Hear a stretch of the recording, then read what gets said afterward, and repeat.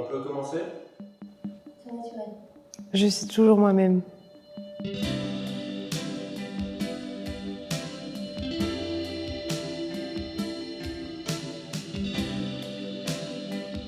Derrick to Bloom, ça a été la révélation pour le grand public et ça a été l'aboutissement aussi de plusieurs années de sacrifice pour nous deux. Depuis 2013, on a encore du mal à y croire. On voyage plus, on joue dans des endroits qu'on n'aurait jamais imaginés à l'époque. On rencontre des gens qui connaissent nos chansons par cœur. Et ça dans des villes partout dans le monde. C'est assez merveilleux quand on y pense. Aujourd'hui, on a toute une équipe autour de nous avec qui on travaille au quotidien.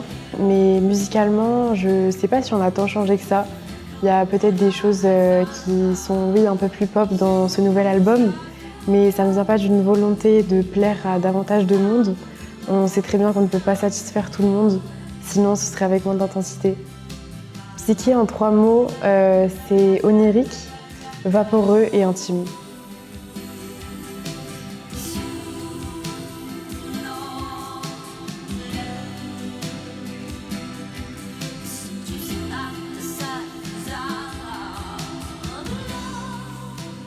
Mes grandes inspirations, je dirais que c'est Nick Cave, Patti Smith, Robert Smith évidemment, que j'embrasse au passage, et pour finir, Virginia Woolf.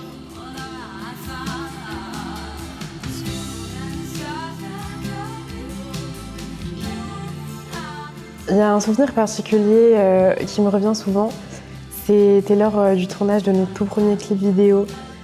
Il y avait du monde autour de nous, beaucoup de lumière, des caméras, une vraie effervescence qu'on n'avait jamais vue avant.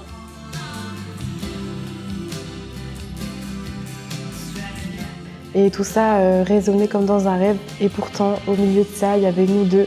On est très unis, presque hors du temps. Aujourd'hui, c'est une autre dynamique plus difficile à définir avec de simples mots, mais sûrement que nos chansons l'expliquent mieux.